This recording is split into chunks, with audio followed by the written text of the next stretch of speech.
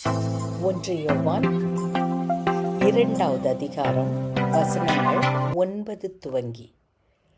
1 யோவான் அதிகாரம் 2 வசனங்கள் 9 துவங்கி. கண்களை மூடி ஜெபிக்கலாம். எங்கள் அன்பின் பரமத்தகப்பனே, உம்முடைய அன்பு பெரியதப்பா. எங்களை நேசிக்கிற உம்முடைய நேசத்தை நாங்கள் விளங்கி கொள்ளும்போது, ஆண்டவரே, உம்மை போல நாங்களும் பிறரை நேசிக்க எங்களால் முடியும். அன்பின் தகப்பனே, உம்மை நன்றியோடு ஸ்தோத்தரிக்கிறோம். இந்த நாளிலும் எங்களோடு பேசுங்க ஆண்டவரே. நாங்கள் இருளில் நடக்கிறவர்களாக இல்லை, ஒளியில் நடக்கிறவர்களாக, உம்முடைய நேசத்தை அறிந்தவர்களாக மட்டுமல்ல, அந்த நேசத்தோடு நாங்கள் பிறரை நேசிக்கிறவர்களாக ஒளியிலே நடக்க எங்களுக்கு உதவி செய்வீராக. இயேசு கிறிஸ்துவின் வல்லமை உள்ள நாமத்தில் கேட்கிறோம். ஆமேன். அன்பானவர்களே, இந்த 2வது அதிகாரத்தில் முதல் 8 வசனங்களில் நாம் பார்த்ததை தொடர்ந்து இன்று ஒரு சில காரியங்களை பார்க்க இருக்கிறோம். அதற்கு பிறகு அடுத்த பகுதிக்கு அடுத்ததாக இந்த அதிகாரத்தில் எந்த கருத்தை அவர் சொல்லுகிறார் என்பதை நாம் பார்ப்போம். முதலாவது பகுதியாக இருக்கிற இந்த இடத்துல பாவம் செய்யாதிருக்க வழி எது? முதலாவது, நாம் பாவம் செய்யாமல் இருப்பதற்கு, ஒருவேளை பாவம் செய்து தவறி கீழே விழுந்திருந்தால் என் தேவன் எனக்காக பரிந்து பேசுகிறார் என்பதை மனதில் கொண்டு எழும்பி நிற்க வேண்டும். எழும்பி நிற்கிற நாம், நமக்கு விரோதமாக மற்றவர்கள் பாவம் செய்யும்போது இயேசு கிறிஸ்து எப்படி நமக்காக பரிந்து பேசி நம்மை எழும்பி நிற்க செய்தாரோ, அதுபோல நாம் பிறருக்காக பரிந்து பேசுகிறவர்களாய் இயேசு கிறிஸ்துவிடத்தில் காணப்பட்ட அந்த அன்பு நம்மிடத்தில் காணப்பட வேண்டும். அதை தான் முதலாவதுக்காக ஒரு புதிய கட்டளை என்பதாக தேவன் இந்த இடத்துல சொல்லுகிறார். அதற்கு ஆதாரமாக நாம் பார்த்தது, ஏற்கனவே கடந்த முறையில் நம்ம பார்த்தது, யோவான் எழுதின நற்செய்தி நூலில் 13வது அதிகாரம் 34வது வசனம். அதை நம்முடைய மனதில் ஆழமாக பதித்து கொள்ள வேண்டும். ஒரு கட்டளை, நான் என்னை போல பிறனை நேசிக்க வேண்டும் என்ற கட்டளை பழைய ஏற்பாட்டிலும் இருந்தது, புதிய ஏற்பாட்டிலே அதை உறுதிப்படுத்தினார். ஆனால் அந்த பண்ணப்பட்ட அந்த கட்டளையையே சற்று மாற்றி புதிய கட்டளையாக நமக்கு கொடுக்கிறார். அப்போனா என்ன? பழைய கட்டளை அதே தான், அந்த கட்டளையை நிறைவேற்றுவதற்கான உதாரணத்தை மட்டும்தான் மாற்றுகிறார். அந்த பழைய கட்டளை என்று அவர் சொல்வதற்கு, பிறரை நேசிக்க வேண்டும். யாரை போல நேசிக்க வேண்டும்? என்னை நேசிப்பதை போல நேசிக்க வேண்டும்ன்றார். அதற்கு மேலே, ஏன்னா என்னை நேசிப்பதுன்றதை சொல்லும்போது இங்கே தெய்வீக அன்பு வருமா? வரதுக்கு கஷ்டம். அதனால நீ அடுத்தது என்ன செய்யி? பிறனை நேசிக்க வேண்டும். ஆனால் யாரை போல? என்ன போல. இயேசு கிறிஸ்து தன்னையே ஒரு உதாரணமாக நமக்கு எடுத்து காட்டுகிறார். அதுதான் புதிய கட்டளை என்பதை நாம் ஏற்கனவே பார்த்தோம். இப்போ 9வது வசனத்துக்கு வரும்போது அதையே தொடர்ந்து சொல்லுகிறார். ஒளியில் இருப்பதாக சொல்லிக்கொண்டு, நீங்கள் சொல்லலாம், வாழ்க்கையில் சொல்லும்போது நான் வெளிச்சத்தில் வாழ்கிறேன்னு சொல்கிறீங்க, ஆனால் உங்கள் சகோதரர் சகோதரிகளை திட்டவட்டமாய் சொல்லுகிறார் பாருங்க. சகோதரரையும் சகோதரிகளையும் வெறுப்பீர்கள் என்றால், நீங்கள் ஒளியில் வாழ்கிறேன்னு வாயில் சொல்கிறீங்க, ஆனால் உங்கள் வாழ்க்கையில் நீங்கள் எங்கே வாழ்கிறீங்க? இருளில் வாழ்கிறீர்கள். இருள்னா என்ன? பாவத்தில் வாழ்கிறீர்கள். அதனால் நீ வாயில் சொல்கிறதுனால நீ என்ன செய்ய முடியாது? வெளிச்சத்தில் வந்துட முடியாது, வாழ்ந்து காட்ட வேண்டும். அதனால் யோசித்து பாருங்கள், ஆண்டவரே, இன்னும் என்னுடைய சகோதர சகோதரினா கூட பிறந்தவங்க மட்டும் இல்லை, மற்றவர்களையும் சொல்லுது. அப்போனா இந்த இடத்துல அவர் பேசுறது யார்? விசுவாசிகளுக்கு பேசுகிறார். விசுவாசியாகிய நான் மற்றவரை வெறுக்க முடியுமா? தேவனுடைய பிள்ளைன்னு நான் சொன்னேன்னா மற்றவர்களை நான் வெறுக்க முடியுமா? அவங்க என்னுடைய சகோதரிகள் தானே. இதை நம்ம யோசிக்க வேண்டும். 10வது வசனம் வாசிங்க. தம் சகோதரிகளிடத்தில் அன்பு கொள்ளுவோர் ஒளியில் இருக்கிறார்கள். அப்போ விசுவாசியாகிய நீங்கள் அன்பு இருக்கணும் உங்ககிட்ட. எந்த அன்பு? இயேசு கிறிஸ்துவை போன்ற அன்பு மறந்துடாதீங்க. அதுதான் புதிய கட்டளை. என்ன போன்று இல்லை இருக்கிற அன்பு இல்லை, இயேசு கிறிஸ்துவை போல இருக்கிற அன்பு. அன்பு கொள்வோர் நம்ம எங்கே இருக்கிறோம்? ஒளியில் இருக்கிறோம். ஒளினா பரிசுத்த வாழ்க்கையில் இருக்கிறோம். ஒளி என்று சொல்லும்போது பரிசுத்தத்தை இந்த இடத்துல குறிக்கிறது. இருள் என்று சொல்லும்போது பாவத்தை குறிக்கிறது. அப்போ நம்ம ஒளியில் நம்ம என்ன செய்கிறோம்? பரிசுத்தத்தில் நிலை கொண்டிருக்கிறோம். ஒரு முறை அல்ல, 2 முறை இல்லை, கண்டினியூஸ் கான்ஸ்டண்ட்டாக நம்ம என்ன செய்கிறோம்? நிலை கொண்டிருக்கிறோம். இடறி விழ வைக்கும் எதுவும் அவர்களிடத்தில் இல்லை. ஏன் இல்லைன்னா நம்முடைய அன்பு எதை போல இருக்குது? இயேசு கிறிஸ்துவை போல இருக்குது. இயேசு கிறிஸ்துவை போல திருப்பி பாருங்கள். இந்த 11வது வசனத்தில் எத்தனை தடவை, 9வது வசனத்தில் சகோதர சகோதரிகள், 10வது வசனத்தில் சகோதர சகோதரிகள், திருப்பி 11வது வசனத்திலையும் தம் சகோதர சகோதரிகளை வெறுப்போர் இருளில் இருக்கின்றனர். அதையே ரிப்பீட் பண்ணுறாரு. இருளில் இருக்கின்றனர், இருளில் நடக்கின்றனர். அவர்கள் எங்கு செல்லுகிறார்கள் என்பது அவர்களுக்கு தெரியவில்லை. நீங்கள் நல்லா இந்த இடத்துல விளங்கிக்கிறது என்னன்னா, ஒருத்தரை வெறுக்க ஆரம்பிச்சிட்டோன்னா நமக்கே தெரியாதுமா என்ன பேசுகிறோம், என்ன சொல்கிறோம். வேண்டாத வார்த்தைகள், வேண்டாத எண்ணங்கள், வேண்டாத செயல்கள், இதெல்லாம் நம்ம இடத்துல காணப்படும். அதுலேயே ஊறி போகும்போது, அதுலேயே பழக்கப்பட்டு போகும்போது அது நமக்கே அறியாமல் பாவம் செய்கிறவர்களாக இருக்கிறோம். அதனால் யோசித்து பாருங்கள். யாரை பற்றியும் தவறாக வெறுத்து பேசுகிறதோ இல்லை அவங்களுக்கு விரோதமாக நினைக்கிறதோ இதெல்லாம் நம்மக்கிட்ட இருக்கக்கூடாது. ஏனெனில் இருள் அவர்களுடைய கண்களை குருடாக்கி விட்டது. இப்படியே நம்ம கண்டினியூ பண்ணோன்னா இந்த இருள் பாவம் என்ன செய்யும்? நம்முடைய கண்ணை குருடாக்கிடும். அப்படின்னா என்ன அர்த்தம்னா, நான் பிறரை வெறுக்கிறேன் என்பது தவறு இல்லையே, அவங்க தான் எனக்கு இவ்வளோ தொந்தரவு செஞ்சாங்களேன்ட்டு நம்முடைய கண்களை குருடாக்கிடும். சரியாக நம்மளை யோசிக்க வைக்காது. நம்ம செய்கிற பாவமே எப்படி தெரியும்? நமக்கு பாவம் இல்லை என்பது போல தெரியும். அதனால் இந்த பகுதியில் 1வது வசனத்திலிருந்து 11வது வசனம் வரைக்கும் இவ்வளவு தூரம் பரிசுத்தவானாகிய யோவான் நமக்கு திரும்ப திரும்ப நீங்கள் பாவம் செய்யாமல் இருப்பதற்காக நான் எழுதுகிற முதல் காரியம், பிறரை நேசியுங்கள். எப்படி நேசிக்கணும்? புதிய கட்டளையாகிய நான் கொடுத்தேன் இல்லையா, யோவான் 13:34 நான் கொடுத்த அந்த கட்டளையின்படி நீங்கள் நான் எப்படி உங்களை நேசிக்கிறேனோ என்னுடைய நேசத்தை போல நீங்கள் நேசிங்க. என்னுடைய நேசம் எப்படி? தவறு செய்யும்போது உனக்காக பிதாவின் இடத்தில் பரிந்து பேசுகிறது தான் என்னுடைய நேசம். அதுபோல் நீங்களும் செய்யுங்கன்னு முதல் பகுதியில் 11 வசனத்தில் சொல்லிட்டார். இப்போது நம்ம அடுத்த பகுதிக்கு போக போகிறோம். அடுத்த பகுதியில் நம்ம பாவம் செய்யாமல் இருக்க 2வது என்ன செய்யணும்? முதல்ல என்ன செய்யணும்? பிறரை நேசிக்க வேண்டும்.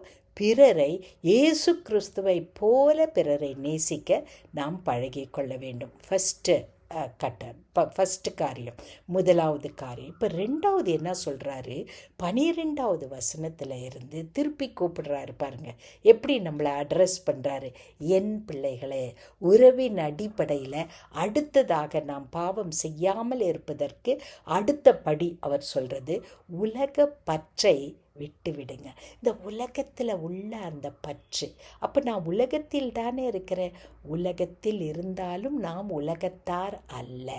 இங்கே இருக்கிறது it is only a preparation period for, ஆயத்தப்படுத்தி கொள்ளுகிற நித்திய வாழ்வுக்கு, நிலையான வாழ்வுக்கு படுத்தி கொண்டிருக்கிற ஒரு காலகட்டம். அதனால் அடுத்த பகுதியில் 12வது வசனத்திலிருந்து தொடங்கி அவர் தனித்தனியாக பிரித்து பெரியவங்களை பார்த்து, சிறுவர்களை பார்த்து, வாலிபர்களை பார்த்து தனித்தனியாக எழுதுகிறார். என்ன சொல்கிறாரு? என் பிள்ளைகளே, அவர் பெயரால் உங்கள் பாவங்கள் மன்னிக்கப்பட்டுள்ளன, எனவே உங்களுக்கு எழுதுகிறேன். இப்போ நமக்கு சொல்கிறார், உங்களுடைய பாவங்கள் நம்முடைய உன்னுடைய பாவங்கள் எல்லாம் என்ன செய்யப்பட்டிருக்குது, மன்னிக்கப்பட்டிருக்கிறது அப்படின்னு சொல்லிட்டு உலக பற்று இல்லாமல் வாழ வேண்டும் என்பது தொடர்ந்து எழுதுகிறாரு. அதுக்கு ஒரு இன்ட்ரடக்ஷனாக, தந்தையரே தொடக்கம் முதல் இருக்கும் அவரை நீங்கள் அறிந்துள்ளீர்கள். அப்போனா ஆண்டவர் தேவன் எப்போல இருந்திருக்கிறார்?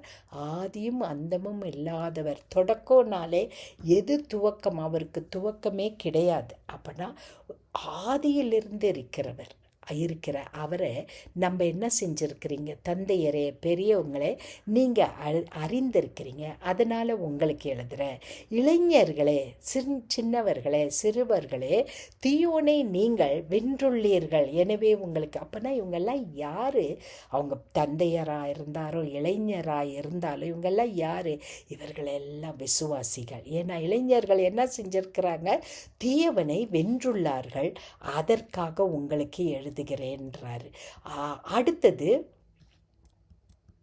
அதை தொடர்ந்து அதை வரும்போது திருப்பி சிறியவர்களை பார்த்து அவர் எழுதுறது, சிறியவரே நீங்கள் தந்தையை அறிந்துள்ளீர்கள், எனவே உங்களுக்கு எழுதுகிறேன். அப்போனா இவங்க எல்லாம் யார்?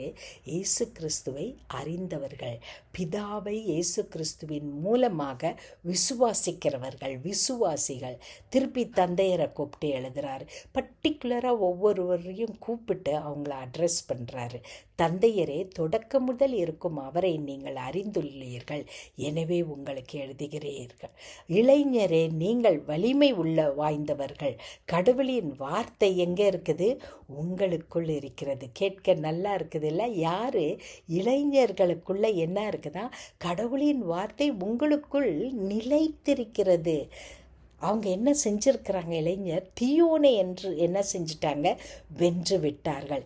எனவே உங்களுக்கு எழுதுகிறேன். ஒவ்வொன்றையும் அட்ரஸ் பண்ணுறாரு பாருங்க. தனித்தனியாக அந்த குரூப்பில் அவர்களை கூப்பிட்டு அவங்களுக்கு சொல்கிறாரு, நீங்கள் இப்படிப்பட்டவங்க, நீங்கள் விசுவாசிகள், நீங்கள் தீயவர்களை வென்றிருக்கிறீர்கள், ஆதி முதல் அறிந்திருக்கிறீர்கள், உங்கள் வசனம் உங்களுக்குள் நிலைத்திருக்கிறது, எனவே நீங்கள் எல்லாரும் விசுவாசிகளாக இருப்பதினால நான் உங்களுக்கு எழுதுகிறேன். உலகின் என்ன எழுதுறாரு? இப்போ தனித்தனியாக கூப்பிட்டுட்டு உலகின் மீதும் அதில் உள்ளவைகள் மீதும் அன்பு செலுத்தாதீர்கள், அவ்வாறு அன்பு செலுத்துவோரிடம் தந்தையின் அன்பு இராது. அப்போ நம்ம உலகத்தில் இருக்கிறோம், ஆனால் உலகத்தில் அன்பு செலுத்தாதேன்னு சொல்கிறாரு.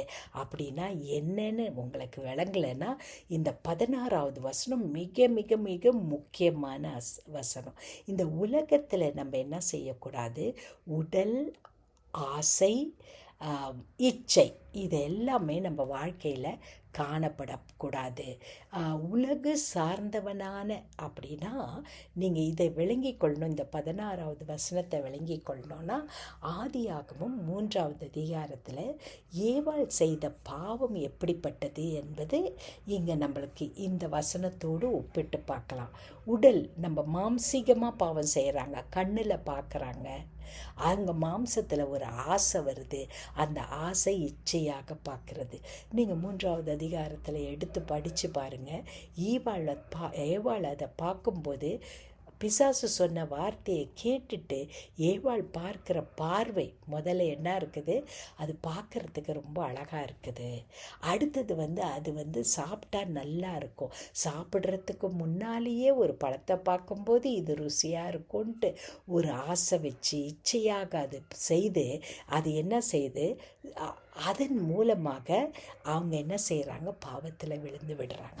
அதுதான் இந்த இடத்துல அவர் சொல்கிறாரு உலகம் என்று சொல்கிறாரு. இந்த 3 காரியமாக நம்ம கண்களில் பார்ப்போம், அடுத்தது மனசில் யோசிப்போம், அது இச்சையாக மாறி நம்ம என்ன செய்ய வைக்கும்?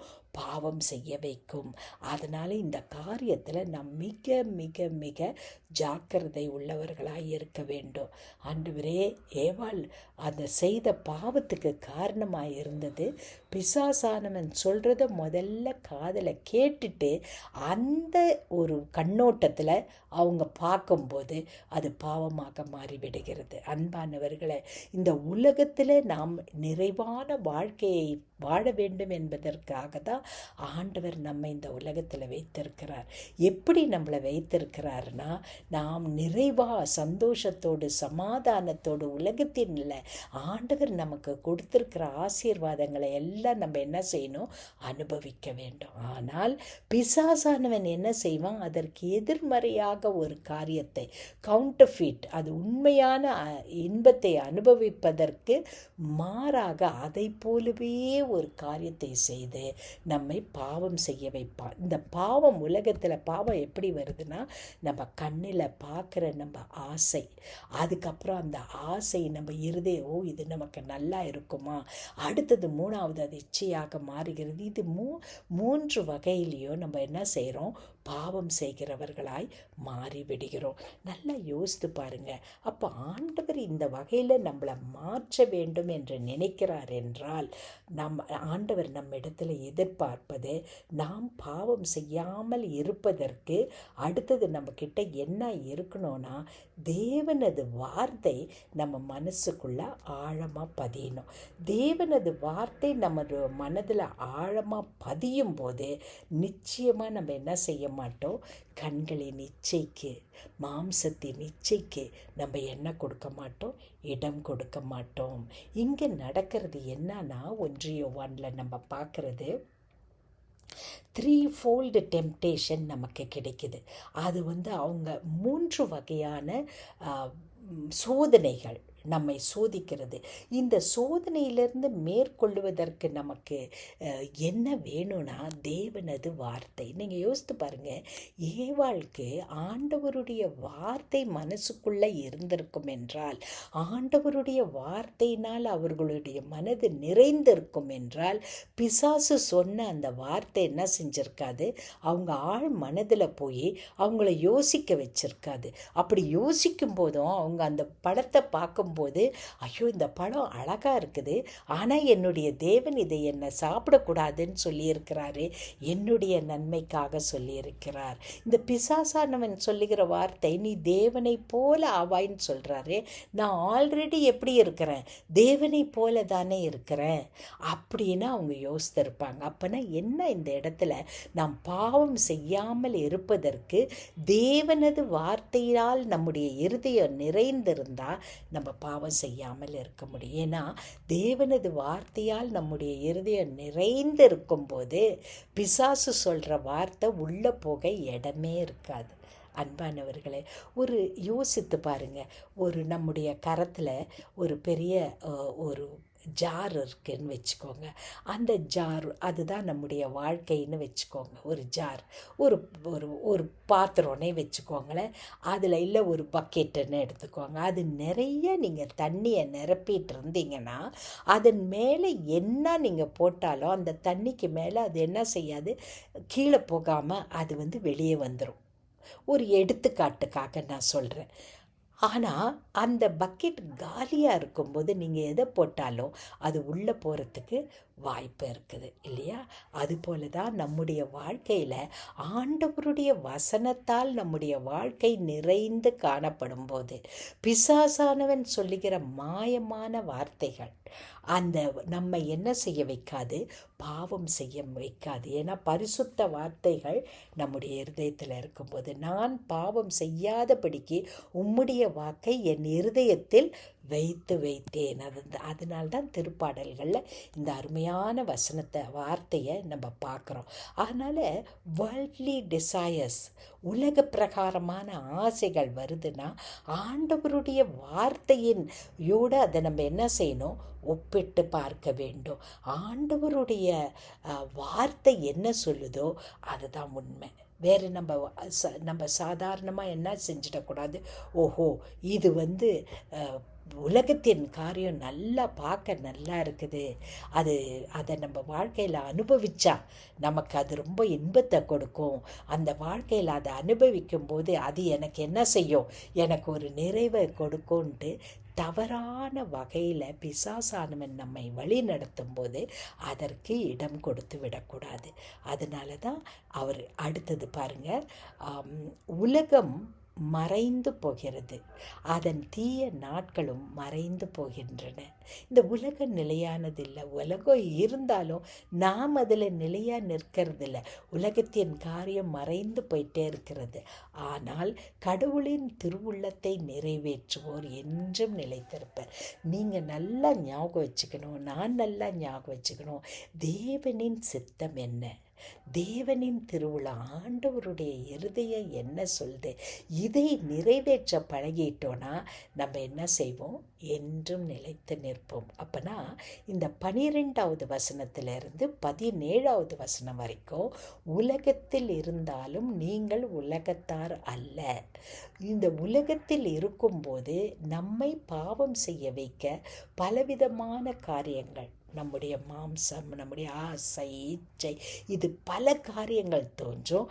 ஆனால் ஆண்டவருடைய திருவுளம், ஆண்டவருடைய சித்தம் நம்முடைய வாழ்க்கையில் இருக்கும்போது, தேவனுடைய வார்த்தை நமக்குள்ளே இருக்கும்போது நம்ம பாவம் செய்யாமல் இருக்க முடியும். பாவம்னா இந்த உலகத்துக்கு ஏற்றவர்களாய் நாம் வாழாமல் இருப்போம், ஆண்டவருடைய வசனத்தை வைத்து.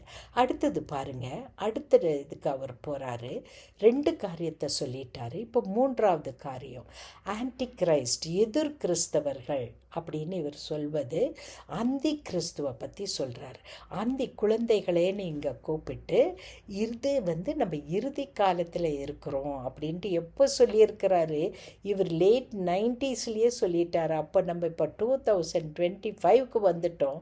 இப்போ நம்ம வாழ்ந்துட்டு இருக்கிற காலம் நிச்சயமாகவே இறுதி காலத்தின் நெருக்கத்தில் இருக்கிறோம். இதில் அந்தி கிறிஸ்து, எதிர் கிறிஸ்துன்னு இவர் சொல்கிறது அந்தி கிறிஸ்துவை பற்றி சொல்கிறாரு. இறுதி காலம் எதிர் கிறிஸ்து வருவதாக நீங்கள் கேள்விப்பட்டிருக்கிறீர்களே, இப்பொழுது எதிர் கிறிஸ்து பலர் தோன்றியுள்ளனர். ஏன்னா நான் உங்களுக்கு ஏற்கனவே சொன்னேன், 18வது வசனம் வாசித்தேன். நான் ஏற்கனவே சொன்னது என்னன்னா, அநேகர்கள் என்ன சொல்கிறாங்க, நாஸ்டிசிசம்னு ஒரு தவறான போதனை வருகிறது. அறிவின் மூலமாக மீட்பை பெற்றுக்கொள்ள முடியும், சரீரம் செய்கிற பாவம் ஆத்துமாவை பாதிக்காது, உன்னுடைய ஆவியை பாதிக்காது, இயேசு கிறிஸ்து சரீரத்தில் முழுவதும் வரவில்லை, அவர் ஒரு ஃபேண்டம், ஏதோ ஒரு பிரம்மையாக வந்தார், சரீரத்தில் வரவில்லை. இப்படி பலவிதமான தவறான போதனைகள் வந்திருக்குது. இந்த தவறான போதனைகளை செய்கிறவர்கள் தான் அந்தி கிறிஸ்து. இவங்க யாருன்னா, 19வது வசனம், நம்ம கூட இருந்தவங்க தான். ஆனால் இவங்க என்ன செஞ்சிட்டாங்க, நம்மை விட்டு விலகிட்டாங்க. ஏன் விலகினாங்கன்னா, இவர்கள் உபதேசம் தவறாக இருக்கிறது. அதனால் இவங்க நம்மை சேர்ந்தவர்கள் அல்ல. யாரை சொல்கிறாரு, இந்த தவறான உபதேசத்தை சொல்லுகிறவர்கள். ஆகையால் இவர்கள் நம்மை சேர்ந்தவர்கள் அல்ல என்பது வெளிப்படையாக நமக்கு மிக ஆழமாக தெரிகிறது.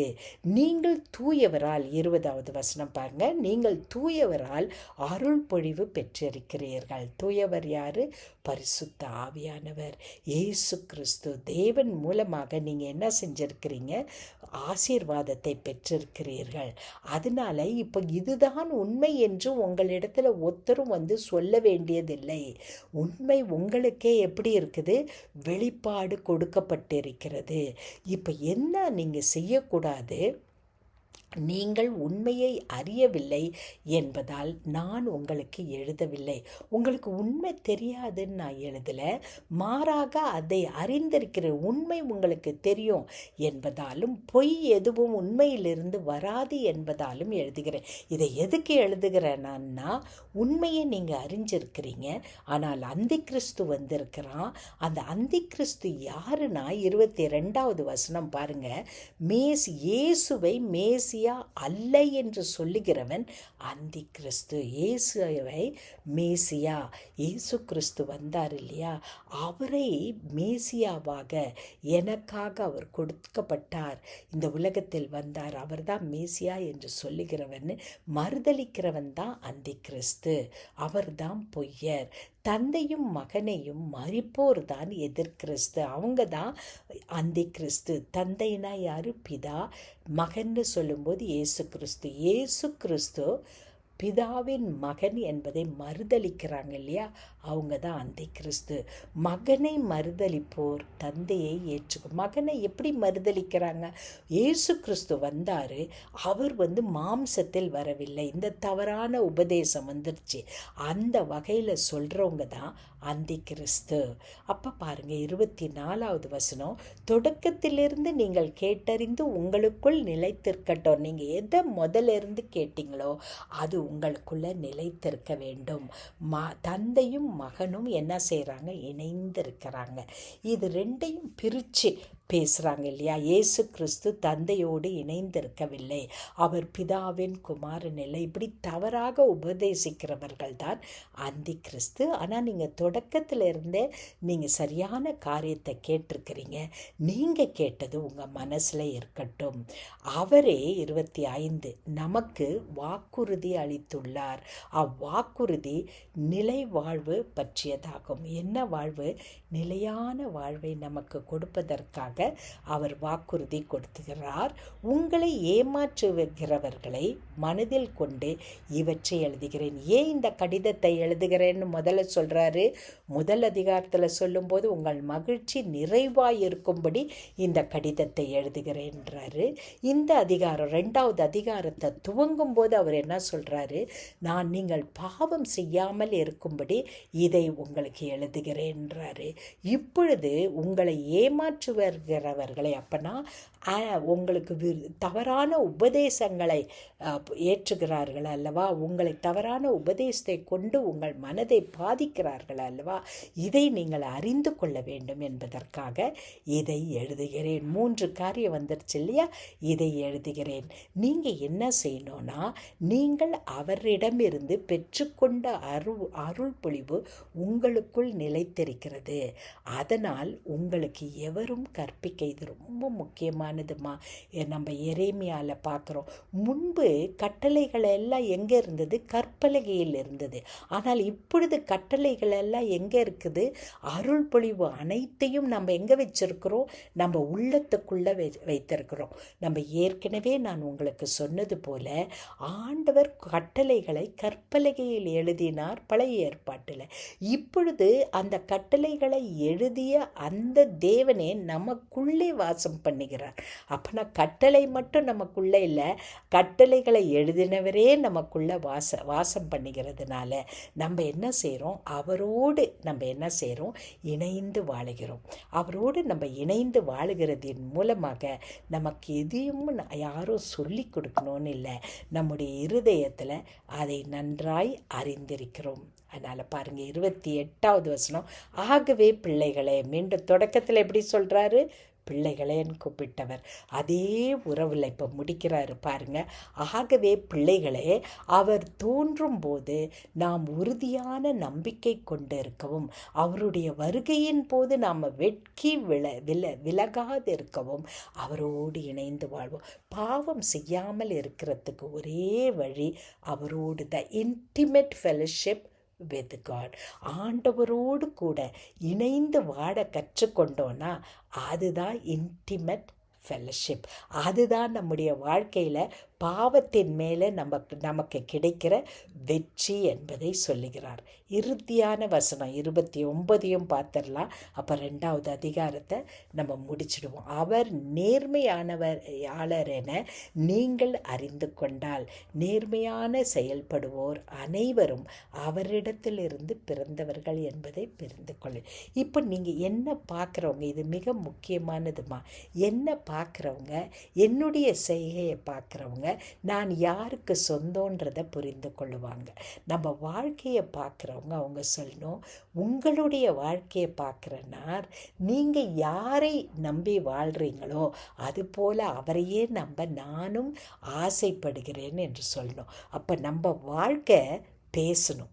நம்ம வாழ்க்கை சந்தோஷமாக இருக்குதுன்னா, நம்முடைய வாழ்க்கை சமாதானத்தோடு இருக்குதுன்னா அதற்கு காரணம் என்ன?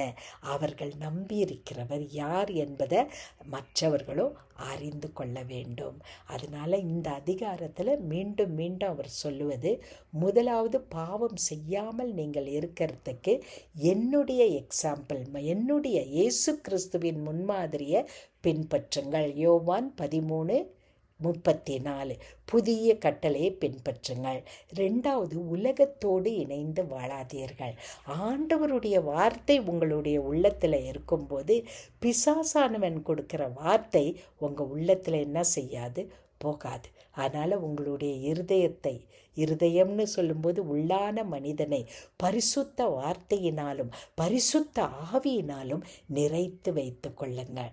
3வது காரியம், நம்ம பாவம் செய்யாமல் இருக்க வேண்டும் என்றால் நமக்கு எதிரடையாக நிற்கிற பிசாசானவன் யார் என்பதை விளங்கிக் கொள்ள வேண்டும். அதனால் பாவம் செய்யாமல் இருப்பதற்கு என்ன செய்ய வேண்டும் என்பதை மீண்டும் மீண்டும் அழகாக எழுதியிருக்கிறார். அதனால் இந்த வார்த்தையை நம்ம திரும்ப படிப்போம், அதை மனப்பாடம் செஞ்சு வச்சுக்கோ. ஆண்டவரே, நான் பிறரை நேசிப்பது உம்மை போல இருக்க வேண்டும். You are my example. என்னை பார்க்குறவங்க, இந்த கடைசி வசனத்தில் என்னுடைய நேர்மையை பார்க்குறவங்க, ஏதோ நேர்மையாக செயல்படுகிற ஒருவர் இவர்களுக்குள்ளே இருக்கிறார், அவரிடத்திலிருந்து இவங்க வந்தவங்கன்றதை அவர்கள் அறிந்து கொள்ள வேண்டும். நம்முடைய வாழ்க்கை மற்றவர்களுக்கு ஒரு சாட்சியான வாழ்க்கையாக இருக்க வேண்டும். கண்களை மூடி ஜெபிக்கலாம். அன்பின் பரமத்தகப்பனே, எவ்வளவு அழகான அதிகாரம் ஆண்டவரே. 2வது அதிகாரத்தில் மீண்டும் மீண்டும் பல காரியங்களின் மூலமாக பாவம் செய்யாமல் நாங்கள் இருக்க எங்களை பார்த்து பிள்ளைகளே என்று கூப்பிட்டு, ஆண்டவரே, பாவம் செய்யாமல் இருக்க முதலாவது உம்முடைய முன்மாதிரியை பின்பற்ற வேண்டும்.